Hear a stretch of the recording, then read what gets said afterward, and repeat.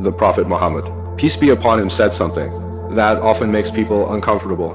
When they first hear it, he said that the most of those who follow the Dajjal will be women, not because women are weak, not because women are less intelligent, not because Islam places men above women, but because Dajjal's deception will be psychological, emotional, ideological. Aggressively will be those whose hearts can be influenced, and the ones who will be targeted most through emotion, through trend, through social pressure. And the Prophet Muhammad, peace be upon him, with his ocean-deep wisdom, warned us long before this modern age arrived. He said that a time will come when a man will have to take his wife, his sister, his daughter, and protect them literally, restrain them from falling under the influence of the Dajjal. Because the Dajjal does not simply misguide people. He reshapes how they think. He manipulates their values. He rewires their understanding of right and wrong. The Prophet Muhammad, peace be upon him, described a future where people, especially women, would become so influenced, so reprogrammed by the culture around them that warnings and advice would bounce off their hearts. The same way water rolls off the back of a duck. Imagine that. Imagine trying to protect someone you love, but every word you speak disappears before it even touches their mind. This is what the Prophet Muhammad, peace be upon him, meant when he said they would be brainwashed. They will lose interest in true guidance. They will lose the ability to think clearly. They will follow ideas not because they are true, but because they are popular. And brothers and sisters, look around today. Look at the world of trends. Look at the waves of movements that force you to accept or be cancelled. Look at how people defend ideologies even when those ideologies clearly contradict the Quran and Sunnah. This is not accident. This is prophecy. For more than 100 years, the world has witnessed something massive. A social revolution that changed the meaning of womanhood. Identity, family, marriage, modesty, everything. And this revolution presents itself as freedom, but hides behind it a deep erosion of values. The Prophet Muhammad, peace be upon him, explained this fitnah with a single sentence. A sentence that scholars today take hours to explain. He said, "A slave woman will give birth to her mistress." What does it mean? It means a time will come when daughters will no longer see parents as guides, but as obstacles. A time where authority will flip. A time where roles within the home will reverse. A time where values will collapse until the very structure of society becomes confused.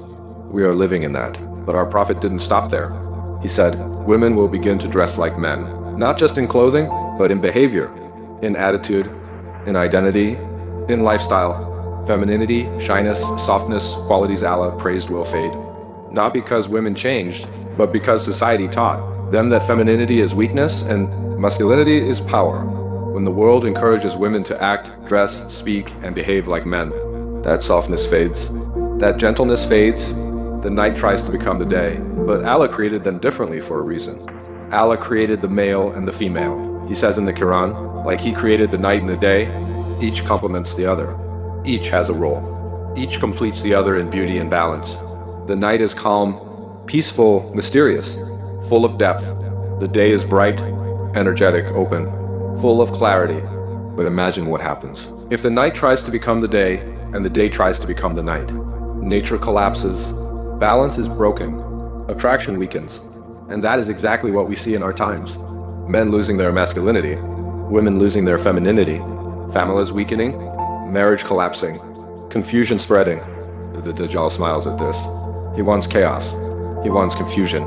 He wants a world where the day marries the day and the night marries the night. And he wants the people, my sisters, my brothers. This message is not to shame anyone, not to insult anyone, not to blame anyone. It is to remind us that we are living in the time of deception, a time when truth feels offensive and falsehood feels empowering. But no matter how loud the world becomes, there are still women strong, sincere, spiritual, women who refuse to follow trends against Islam, refuse to let go of modesty, dignity, and faith. These women are warriors. May Allah protect them, honor them, elevate them. Our Prophet Muhammad, peace be upon him, was not warning us to scare us. He was warning us out of love. He wanted us to recognize the traps of Dajjal so we don't fall into them. He wanted men to protect their families, not by force, not by control, but through guidance, through love, through leadership, through wisdom. And he wanted women to remember that their dignity lies in the identity Allah gave them, not the identity society forces on them. My beloved audience, the world today pushes us in a direction that leads us away from fitrah, away from purity, away from balance. But we, you, all of us together, We choose a different path. We choose the path of Islam, the path of modesty, dignity, harmony, and truth. A path where men are men, where women are women, where families are strong, where hearts are protected, where minds remain clear, where our identities remain exactly as Allah created them. So tonight, as you reflect on the words of our Prophet, remember this: these are not just prophecies, they are reminders, warnings, mercies. And Allah honors the one who sees the truth, even when the world is blind.